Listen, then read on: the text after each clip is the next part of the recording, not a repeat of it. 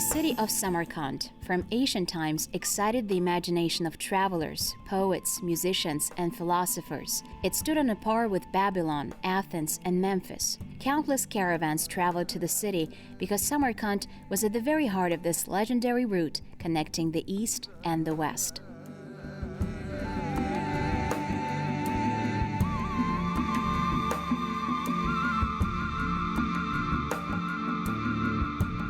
For the most part of its appearance, Samarkand owes a lot to Amir Timur and the legendary Timurid dynasty, which appeared on the historical arena at the end of the 14th century. And it was under Amir Timur, who chose Samarkand as the capital of his empire, that the city reached the peak of its power and development.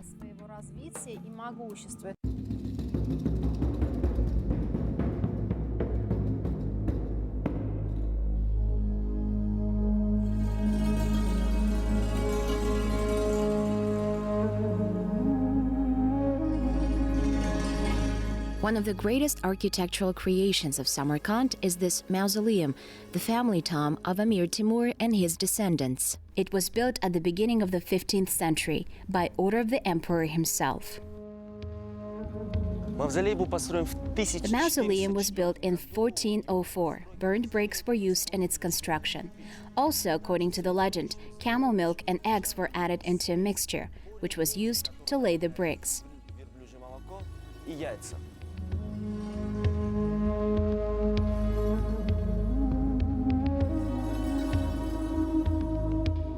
During the construction of the mausoleum, the ruler, conqueror, and commander Amir Timur, known in the West as Tamerlan, used the best achievements of the Eastern architecture of that era. The incredible luxury of the structure and the elegance of the forms delight to this day. This tomb is the last refuge of both Amir Timur himself and all his male descendants. But initially, the ruler did not build this family crypt for himself.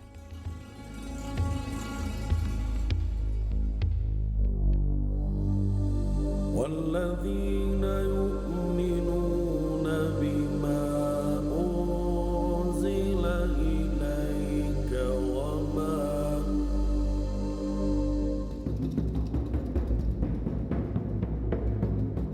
Дело в том, что у правителя было 4 сына. The fact is that the ruler had 4 sons, but Timur, for certain reasons, didn't want one of the sons to become the next ruler.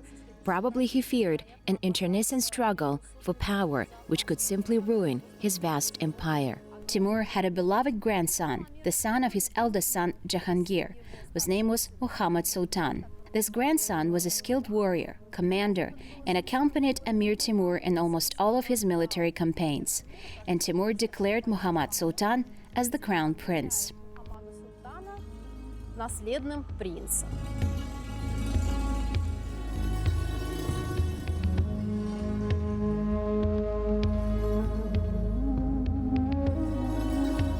But the plans of Amir Timur were not destined to be realized. In 1403, during a campaign against the Ottoman Empire, Muhammad Sultan caught a bad cold and died. This was a huge loss for the grandfather Amir Timur, and he, in order to immortalize the memory of his beloved grandson, gives the order to erect this magnificent complex.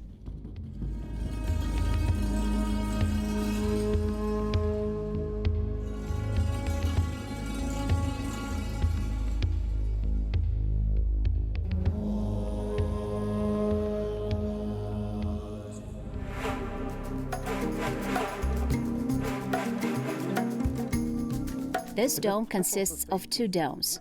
We now see its height reaches 34 meters. The inside is 24 meters. We lost 10 meters in height and 3 meters in height because the width on the inside is 12 meters. Because it consists of 2 domes. The outer dome that we see has 64 facets. Inside is another dome. Because we have a temperature of plus 50 degrees in the summer and minus in the winter, this is like a thermos. 2 domes contain a certain temperature.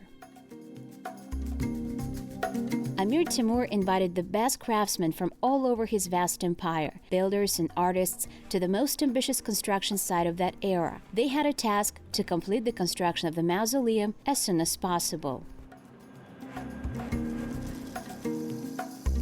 The Iranian architect, whose name was Muhammad ibn Mahmud Isfahani, also built stalactites here during the construction of this mausoleum.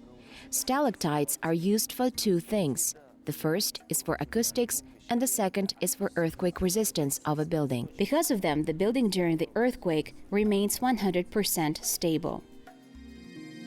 Unfortunately, the great ruler did not see the man-made miracle. In 1405, he died during his military campaign in China. His grandson, Mirza Ulugh ascends to the throne, and construction was already completed during the years of his reign. And the great Tamerlan, just like Muhammad Sultan, was buried in this mausoleum.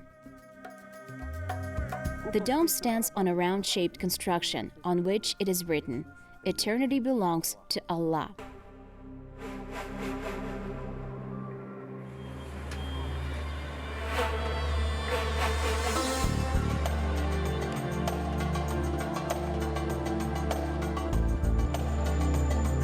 Another unique monument of ancient architecture associated with the name of the legendary Timur is this mosque, which is called after his beloved wife, Bibi Hanum.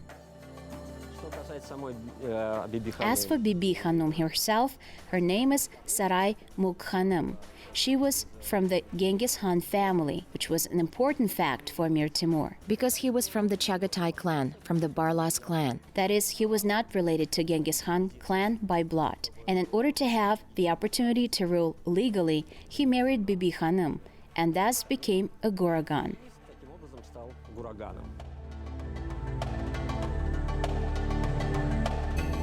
The construction of this temple is associated with the victorious campaign of Amir Timur in India. Started in 1398, it was triumphantly completed a year later. The ruler, having expanded the borders of his already vast empire, returned to Samarkand. He brings a myriad of treasures from India, and he also brings the best minds, the best craftsmen. These are architects, artisans, jewelers. And coming back with a triumph, as a symbol of his victory, he wanted to build a mosque. Of course, Timur did not need an ordinary temple. There were thousands of such temples in his empire. The ruler wanted the future mosque to become the highest, most luxurious one. He dreamed that the new construction of Samarkand, with its beauty and grandeur, would overshadow everything that existed in the East. His order was to build it in the city of Samarkand. At the time, the city was the capital of his vast empire, which stretched from India to the Mediterranean, from the Caucasus to the Persian Gulf. That is, an empire that was in principle comparable in size to empire of Alexander the Great. Imagine, in 5 years, such a grandiose building was successfully built.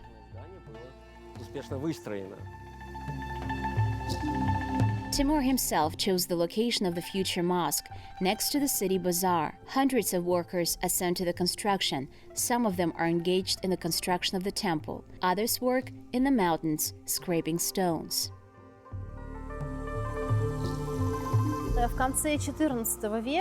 the end of the 14th century, in 1399, construction began on a scale that the population simply had not seen before. Thousands of slaves, builders, masons, architects worked day and night there. And there is even a version that elephants were specially exported from India to Samarkand. These elephants were involved in the transportation of goods during the construction of the Bibi Hanum Mosque. The construction of the Bibi Hanum Mosque took 5 years. By the standards of the Timur Empire, this was considered a long-term construction. The country was so powerful and urban development was so developed that usually the construction of buildings was faster. But the result is impressive even by today's standards, and in that era buildings comparable to the Bibi Hanum Mosque virtually were non-existent. At that moment, an ambassador from the Spanish kingdom of Castilla lived at the court of Timur. His name was Ruy González de Clavijo, and Ruy González de Clavijo wrote that he saw nothing more perfect than the Bibi Hanum Mosque in his life. In the chronicles, there are also references to the dome of the mosque. It would be the only one if the Milky Way were not on a par with it. The size of the courtyard of the temple is also impressive. It can accommodate more than 10,000 worshippers.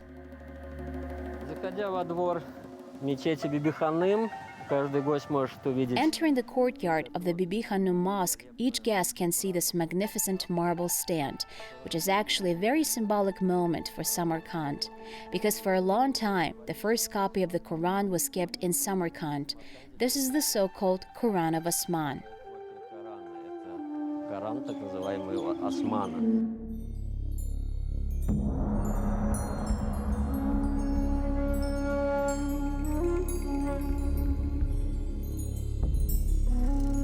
Over time, it became clear that the enormous size of the Bibi Hanum Mosque has its drawbacks.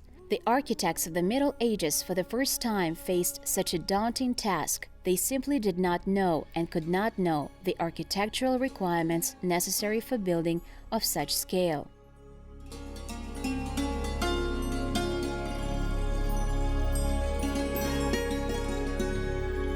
Этот портал, вот эти пилоны, минарет. This portal, these pylons, the minaret, which was 50 meters high, the courtyard itself was 80 meters by 100 meters, was a giant and very large building. It was built as a big and a heavy construction, and it just began to collapse.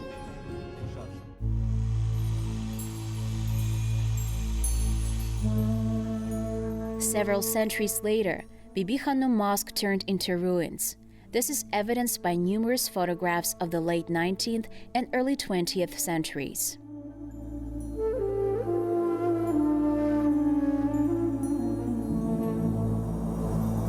We've been in different cities of Uzbekistan, but Samarkand is the most beautiful. There is a lot of architecture, a lot of different colors. It's really, really beautiful. And also in Italy, a lot of people know the city because there is a song about the city from a songwriter that the name is Roberto Vecchioni.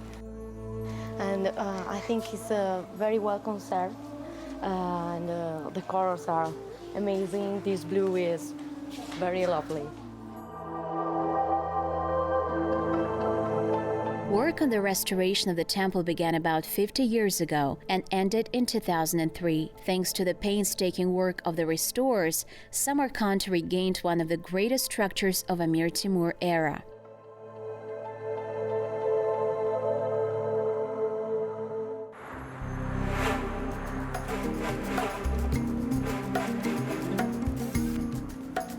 Near the Bibi Hanum Mosque, there is another unique place, covered with many legends and secrets, the Shah Zinda necropolis. Translated from the Persian language, the name means living Shah, or living king. This memorial complex, which was created over several centuries, is included in the UNESCO World Heritage List.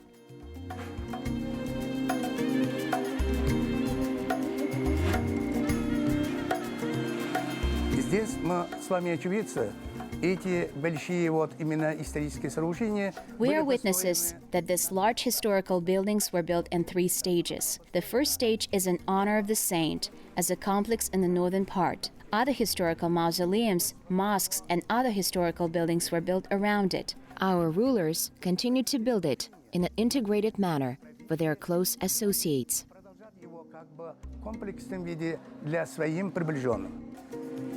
Judging by archaeological excavations, the first burials on the territory of Shah Zinda belong to the Karahanid dynasty and are dated back to the 11th and 12th centuries. But the current appearance of the necropolis began to take shape during the time of Amir Timur and finally developed already during the reign of his grandson, Mirzo Ulugh-Bek. Можете себе представить. Imagine. These mausoleums were built in the middle of the 17th century, and they were able to survive to this day. Nobody knows, for example, the secrets of the same majolika, or carved terracotta. The name of the necropolis of Shah Zinda refers us to the 7th century, the times when Islam entered the territory of Samarkand. At the head of the Arab army was Qusam ibn Abbas, the cousin of the Prophet Muhammad. It is believed that Qusam ibn Abbas was one of the first Arabs who came to Samarkand in order to convert the local population to Islam, because before the arrival of Arabs from the Arab Caliphate, Zoroastrianism was the dominant religion here.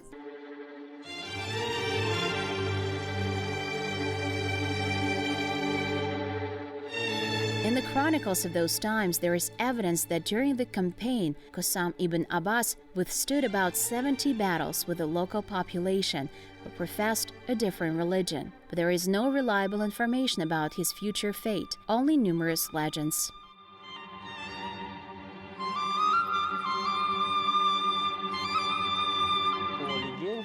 According to the legend, the infidels, that is, Zoroastrians, so-called fire worshippers, according to two versions, they chopped off his head, that is, he went underground. According to another version, he still managed to escape into the dungeon and then ascend to heaven.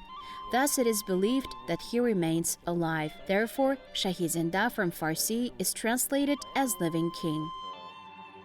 Шахизанда с фарси переводится как «живой царь».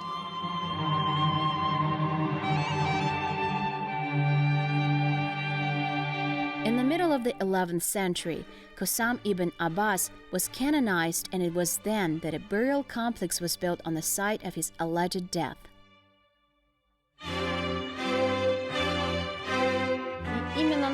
It is the presence of the tomb of Qasim ibn Abbas that makes this place sacred. In general, it is the duty of every Muslim, regardless of his place of residence, to visit the tomb of Qasim ibn Abbas at least once in his life. For Emir Timur, this place was also sacred, so he decided to build there, near the tomb of Qasim ibn Abbas, a family tomb. And if the Gur Emir complex is the family crypt of Tamerlan himself and all his descendants along the male line, then at Shahizinda necropolis, scientists found mixed graves. Here, the nobles, the military leaders of his army, as well as sisters, nieces, and wives of Timur, are buried.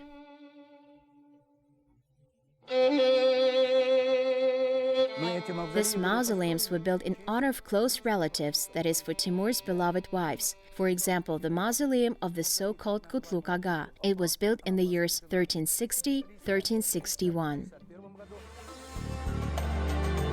The Shahizinda complex is considered, relatively speaking, a paradise for archaeologists, architects, and historians. Experts come here from all over the world to study the unique majolica and mosaic of the necropolis, trying to decipher the names of the masters of antiquity. However, the riddles of Shahizinda often relate not only to architectural, but also philosophical aspects.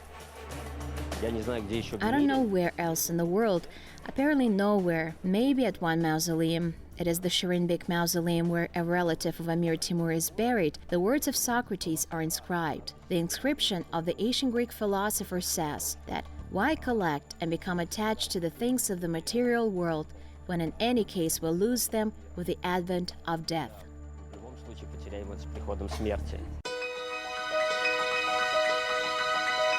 Registan Square is a tourist mecca for people from all over the world. Life here is in full swing, day and night.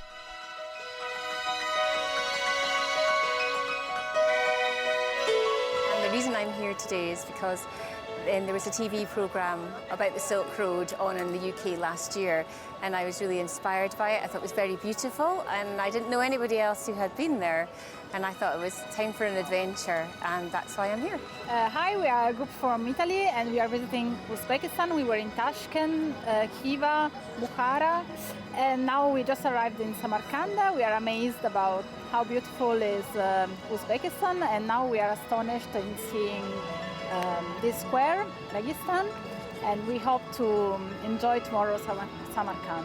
Siamo qua in Uzbekistan dopo aver visto bellissime città da Tashkent, la capitale. The architecture is amazing. The colors that were chosen, they fill your soul with peace. We learned a lot of new things. For example, that the influence of Sufism in ancient Persia prevails here. Fortuna di essere in questo magnifico posto, speriamo di ritornarci. According to statistics, annually over 5 million tourists come to Uzbekistan, and the vast majority of them are concentrated here. After all, the Registan over the years of its existence has become the hallmark of not only Samarkand, but also the country as a whole. According to many experts, not a single architectural structure can be found throughout Central Asia that could be compared with its beauty and grandeur to this complex. No wonder Emir Timur once spoke, If you doubt our power, look at the buildings we built.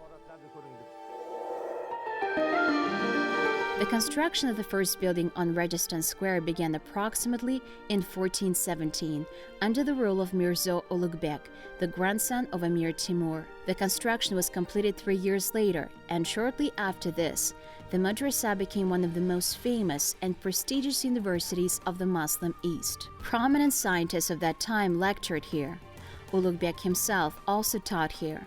An astronomer, mathematician, representative of the most progressive generation of that time.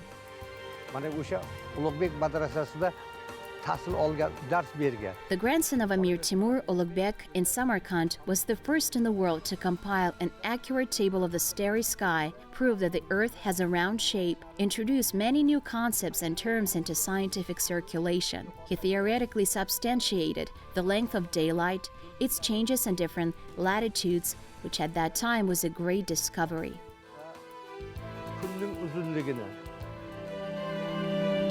The level of education in the madrasa of the ruler of Samarkand was one of the highest in Asia. Immediately after its opening, an endless stream of students from all over the region came here. Young people dreamt at least once in their life to listen to the lectures of Ulugbek himself and his eminent colleagues. In general, all exact sciences were born in the East.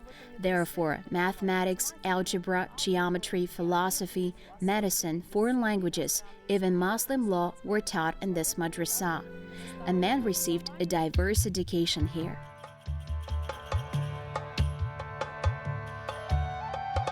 The Registan complex includes 3 madrasa: Ulugbek, Sherdor, and Tilakuri. And although they look very similar to each other, as if they were built at the same time, in fact, the difference between the dates of their construction is about 250 years. In the 17th century, the descendants of Timur no longer ruled in Samarkand.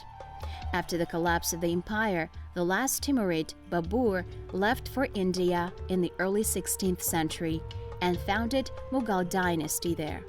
Soon, the Astrahanid dynasty came to power, and the ruler, Yalangtush Bahadur, decided to create an integrated architectural complex. He built 2 more madrasas on the Registan Square.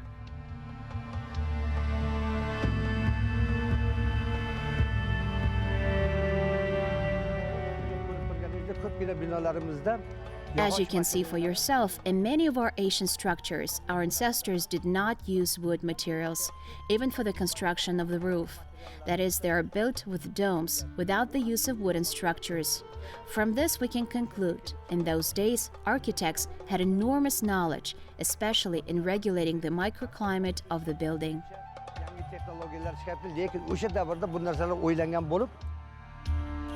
The name of Tilakuri Madrasa, which completes the ensemble, can be translated as decorated with gold.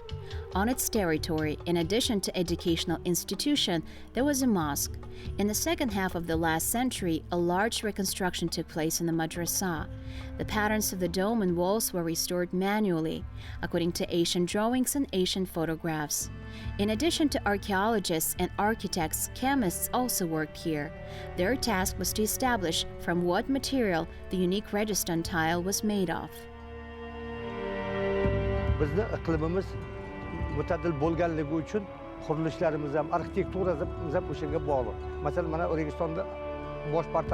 Clay ceramic tiles called koshin were extensively used at these ancient buildings. They are made of local clay, and they are 100 times stronger than modern materials. Because in the process of their manufacturing, they used a special technology. They say that in order to create this tile, clay was washed in a special reservoir. They sought to dissolve all the salts in the clay composition, and the stones remained at the bottom of the reservoir. And then these koshins were burnt in the fire.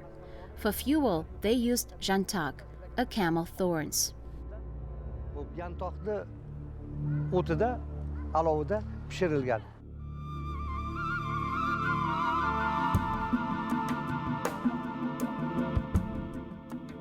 Since ancient times, Samarkand has been an incredibly developed cultural and scientific center, attracting the entire Eastern world. Centuries have passed, but still, The monumental architecture of the city excites the imagination of many tourists who come here from all over the planet to get acquainted with the invaluable heritage carefully preserved by the people of Uzbekistan.